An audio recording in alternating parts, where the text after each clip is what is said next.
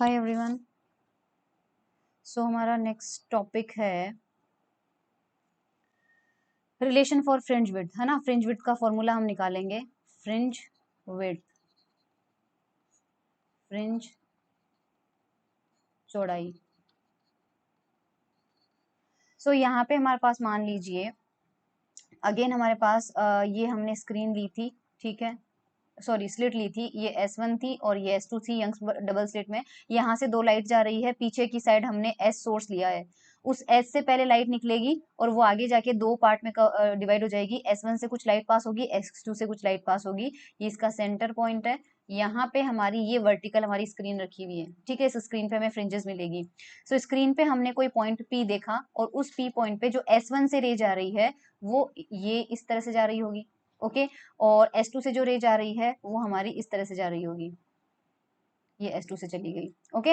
अब मान लीजिए यहाँ पर बिल्कुल आगे की तरफ बढ़ा देते हैं इसका सेंटर S1 का और ये S2 का सेंटर, S1 S2 का सेंटर से ही लिया मैंने। सपोज ये डिस्टेंस हमारे पास ये O पॉइंट है और ये डिस्टेंस हमारे पास O से जो P की डिस्टेंस है, suppose this distance is X, मान लीजिए X है। और X1 X2 जो S1 S2 है इनके बीच की जो डिस्टेंस हमारे पास D है, ये बिल्कुल मिड पॉइंट है। मतलब ये अपर हाफ जो है वो D/2 है, ये D/2 हो जाएगा हमारे पास, और ये भी हमारे पास कितना हो जाएगा D/2।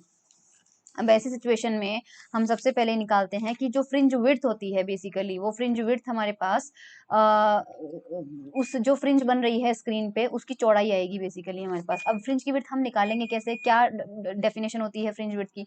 फ्रिंज विड्थ का मतलब ये होता है कि अगर आपके पास बैक टू बैक दो फ्रिंजेस, या तो आप राइट ले लो, ठीक है, या दो कंजिक्यूटिव डार्क फ्रिंज ले लो, उनके जो बीच की डिस्टेंस होगी वो आपके पास फ्रिंज विड्थ होगी। इसका मतलब मान लीजिए ये एक ब्राइट फ्रिंज बनती है, फिर उसके बाद ये एक डार्क फ्रिंज बनती है, फिर आपके पास ये ब्राइट फ्रिंज बनती है। यहाँ से B तक की डिस्टेंस होगी, इसे हम बीटा यानी कि फ्रिंज विड्थ कहेंगे। या फिर अगली अगर डार्क आ रही है तो आप डार्क से इस डार्क के बीच की जो डिस्टेंस है उसे बीटा कहेंगे। तो फ्रिंज विड्थ क्या होती है, या तो दो क्रमागत ब्राइट फ्रिंज या दो क्रमागत मतलब successive back to back bright fringe होनी चाहिए। एक ब्रेक और एक डी, इन दोनों के बीच की डिस्टेंस फ्रिंज विड्थ नहीं होगी, ध्यान रखना, ठीक है। तो इस तरह से हमें जो फ्रिंज विड्थ है उसका फॉर्मूला यहाँ पे कैलकुलेट करना है।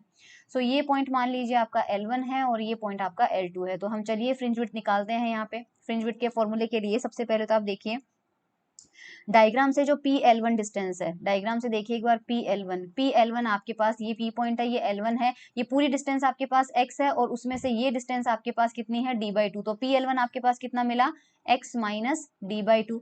सिमिलरली आपके पास PL2 कितना हो जाएगा, X plus D/2, okay.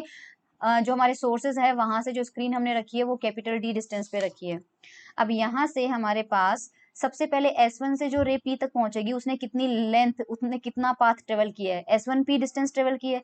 S1P को आप क्या लिख सकते हैं, ट्राइंगल देखिए एक बार आप, ट्राइंगल कौन सा ट्राइंगल मैं आपको बोलूं, अगर S1P मुझे निकालना है तो ट्राइंगल S1PL1, तो यहाँ 90 डिग्री बन रहा है। तो इस ट्राइंगल S1PL1 ट्राइंगल में आप देखिए S1L1 तो बेस हो जाएगा और PL1 आपका परपेंडिकुलर हो जाएगा। तो हाइपोटेनियस S1P हमें निकालना है तो इसका स्क्वायर कर देते हैं। S1P स्क्वायर की वैल्यू बेसिकली आपको मिलेगी S1L1 square plus PL1 square. तो S1L1 हमारे पास कितना है, कैपिटल D स्क्वायर, और PL1 आपने ऊपर से निकाला है X माइनस D/2 का स्क्वायर, ओके। यहाँ पर आप क्या करेंगे, इसमें से D स्क्वायर कॉमन ले लीजिए, तो 1 प्लस X माइनस D/2 का स्क्वायर अपॉन D स्क्वायर, ये हमें यहाँ पर मिल जाएगा, ओके। इसके बाद हमें क्या करना है, यहाँ पे D स्क्वायर को हमने ले लिया। हमारे पास S1P अगर चाहिए हमें, तो ये तो स्क्वायर था, अगर सिंपली S1 चाहिए तो इसका रूट लेना पड़ेगा। तो रूट में डाल देते हैं, तो D स्क्वायर का रूट कितना हो जाएगा D, और इस पूरे की पावर आपके पास कितनी आ जाएगी 1 प्लस X माइनस D/2 का स्क्वायर अपॉन D स्क्वायर, और इसकी पावर कितनी हो जाएगी 1/2। ये हमारे पास इसकी पावर आ गई। अब देखो हम जो यहाँ पे डिस्टेंसेस लेते हैं, ये जो D है, सपोज स्क्रीन हमने बहुत ही ज्यादा दूर रख रखी है।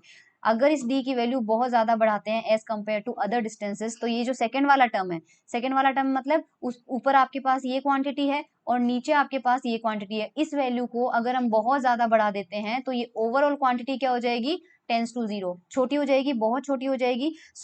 अगर हम उस कंडीशन में, कब, कौन सी कंडीशन में, जब X माइनस D/2 की वैल्यू कैपिटल डी से बहुत कम लेंगे तो ये अंदर की क्वांटिटी आपके पास बहुत छोटी हो जाएगी, और उस सिचुएशन में 1 प्लस एक्स की power n is equal to 1 plus n x plus and so on. Binomial expansion हम यूज करते हैं जब ये x जब बहुत छोटा होता है तब हम बाइनोमियल एक्सपांशन यूज करते हैं। तो हमने ये कंडीशन लगा के हमारा ये वाला टर्म छोटा कर दिया।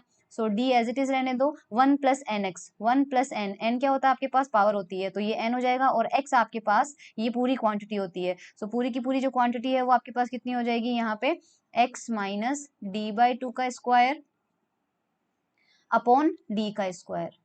ओके, सो अब पावर हट चुकी है, 1 प्लस एन एक्स का फॉर्मूला लगा दिया मैंने यहाँ पे। सो हमारे पास आ जाएगा डी को अंदर ले लो, सो 1 प्लस, और डी जब 1 बाई टू डी स्क्वायर से कैंसिल आउट होगा तो नीचे आपके पास सिंपली 1 बाई टू डी बच जाएगा यहाँ पे, और यहाँ पे बच जाएगा x minus d by two का स्क्वायर। ये आपके पास आ जाएगा S1v।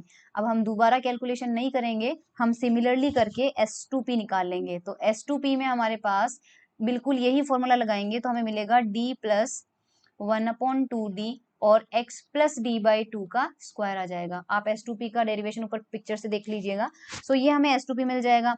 हमें पाथ डिफरेंस चाहिए, पाथ डिफरेंस के लिए हम ये देखेंगे कि S2p, S2 से जो लाइट गई है उसने S2p दूरी तय की है, और जो S1 से गई है उसने S1p है, तो दोनों का पाथ डिफरेंस कितना होगा, S2p माइनस S1p, या फिर S1p minus S2p।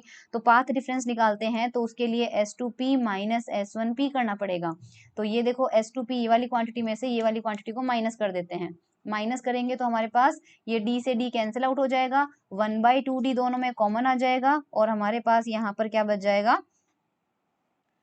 x plus d by two का square minus x minus d by two का स्क्वायर।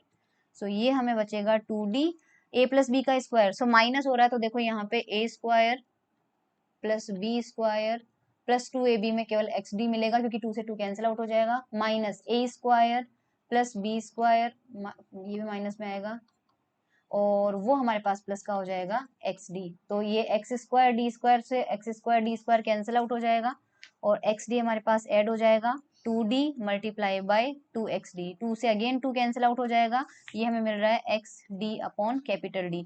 तो ये हमारे पास क्या है, पाथ डिफरेंस के इक्वल आ चुका है।